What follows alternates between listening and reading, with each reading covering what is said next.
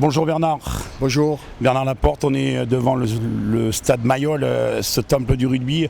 On est à quelques jours de la Coupe du Monde de rugby. Comment vous voyez cette Coupe du Monde et comment vous voyez l'équipe de France? Vous savez, moi je dis souvent, une Coupe du Monde c'est particulier, mais il y a 7 équipes qui ont le potentiel de gagner la Coupe du Monde. Ce qui fait l'originalité un petit peu du rugby. Il y a les 3 du Sud, la Nouvelle-Zélande, l'Australie et l'Afrique du Sud, avec peut-être la Nouvelle-Zélande favorite.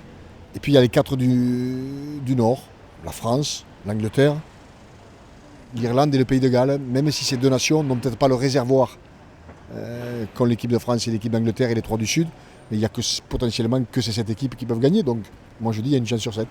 L'équipe de France va affronter dans une semaine l'Italie. Ouais, l'Italie c'est jamais facile, même si le dernier match du tournoi Destination à Rome a montré la différence qui existait quand même entre les 2 nations, et la France a largement gagné. Qui plus est, l'équipe d'Italie privée de son stratège, Sergio Parisse.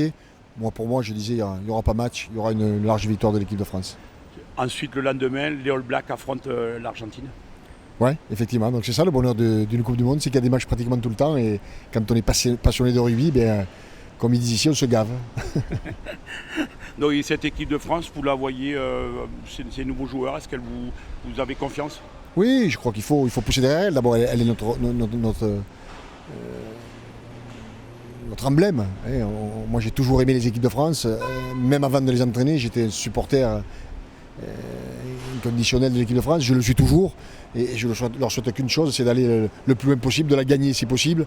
Mais surtout, nous serons derrière eux. Et moi, consultant à TF1, j'aurai le privilège de les commenter, de les encourager et faire en sorte, encore une fois, qu'ils aillent le plus loin possible et qu'ils nous fassent rêver. Hier soir, je regardais la dernière finale de la Coupe du Monde, France All Black. Ça rappelle des souvenirs et on ne s'attendait pas à ce que l'équipe de France, après une demi-finale pas facile face au Pays de Galles, on ne s'attendait pas à une pareille finale. Oui, on ne s'attendait pas à une pareille finale. On avait tenu la dragée haute à une équipe nouvelle-zélandaise, mais on ne dit jamais quand même que cette équipe de Nouvelle-Zélande, elle a joué avec son 4e demi d'ouverture. On oublie quand même tous les blessés. Et regardez ce qu'a fait l'ouvreur champion du monde derrière, il n'a plus rien fait. Il était remplaçant dans un club, etc. Donc ça montre encore une fois la richesse du rugby néo-zélandais. Ça n'a rien à voir avec l'équipe de France, mais si ça nous était arrivé avec nous, il y a des postes, et notamment le poste de demi-ouverture, on ne peut pas nous avoir 4 joueurs de même niveau, c'est pas vrai. Ouais, c'est vrai. Bernard, un petit mot sur le rugby club toulonnais, vous êtes sur tous les fronts, là vous allez partir sur la Coupe du Monde, le rugby club toulonnais a gagné au Stade Français, c'est de bon augure le week-end dernier? Oui, c'est de bon augure, même si on ne s'affolait pas, on a perdu contre le Racing le premier match, après on a perdu à Castres qui est une équipe qui prétend être dans les 6, donc il n'y avait pas le feu à la maison comme on dit. Bon, le fait d'avoir gagné au Stade Français, j'ai dit aux joueurs bravo, ils ont rectifié de suite la défaite contre le Racing, ils ont remis les pendules à 0. Mais bon, la route est longue et c'est vrai que nous, on joue 120 de nos joueurs. C'est beaucoup, c'est nous l'équipe la plus pénalisée. Je trouve absurde, encore une fois, que le championnat démarre sans qu'un club comme Toulon puisse disposer de ses 20 joueurs, ou d'autres 10, d'autres 12. C'est quand même assez faussé.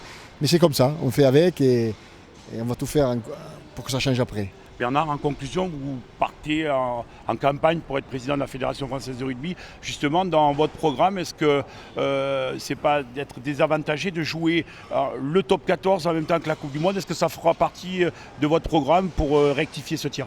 Même si le rugby professionnel est géré par la Ligue, la Fédération française de rugby a son mot à dire. C'est quand même le patron du rugby français, c'est toujours le président de la Fédération française de rugby.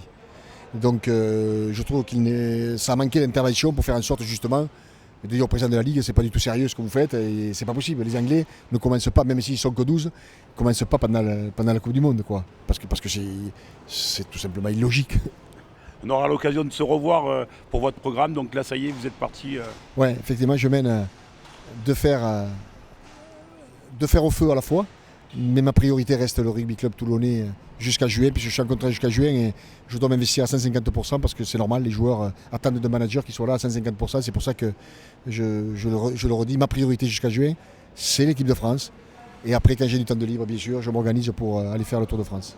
Merci Bernard Laporte, merci.